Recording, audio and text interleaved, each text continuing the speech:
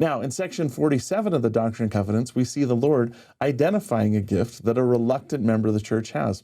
For the first time, the Lord called a church historian, and this man's name was John Whitmer. Now, if you've ever felt hesitant to take a calling, so was John Whitmer. John Whitmer recorded, "I was appointed by the voice of the elders to keep the church record. Joseph Smith Jr. said unto me, you must also keep the church history. I would rather not do it, but observe that the will of the Lord be done. And if he desires, I desire that he would manifest it through Joseph the seer. And thus came the word of the Lord," section 47, which called John Whitmer to be the church historian. John Whitmer did start keeping a history called the Book of John Whitmer, started in 1831. John Whitmer recorded a number of important events in this history and continued to keep a record until he left the church in 1838. After he left the church, he continued to keep the record, although he went back and crossed out some of the things that made him angry and made additions and subtractions based on his feeling. Now, because this record is somewhat incomplete and fragmentary, some people have criticized John Whitmer's skills as a historian.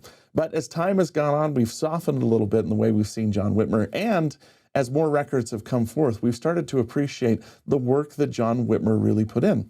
A lot of the early revelations of the church are recorded in the hands of John Whitmer. And the revelation books that we use to put together the Book of Commandments and then the Doctrine and Covenants are in large measure recorded in John Whitmer's hand. He was very diligent in keeping his calling. For instance, all the documents from the first vision to 1831 can fit into one volume of the Joseph Smith papers. But after a church historian was called in 1831, the papers span from volume 2 to volume 15. There are thousands and thousands of documents the church historians, starting with John Whitmer, located and used and kept for posterity, and now we have to instruct us about the early history of the church.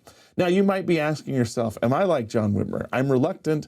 I don't really know if I want to do this, but the Lord has called every single one of us to be historians.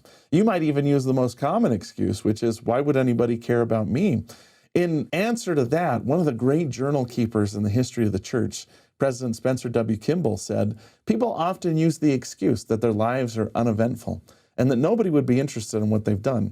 But I promise you that if you keep your journals and records, they will indeed be a source of great inspiration to your families, to your children, your grandchildren, and others on through the generations. Each of us is important to those who are near and dear to us. And as our posterity read of our life's experiences, they too will come to know and love us. And in that glorious day when our families are together in the eternities, we will already be acquainted. So keep a journal.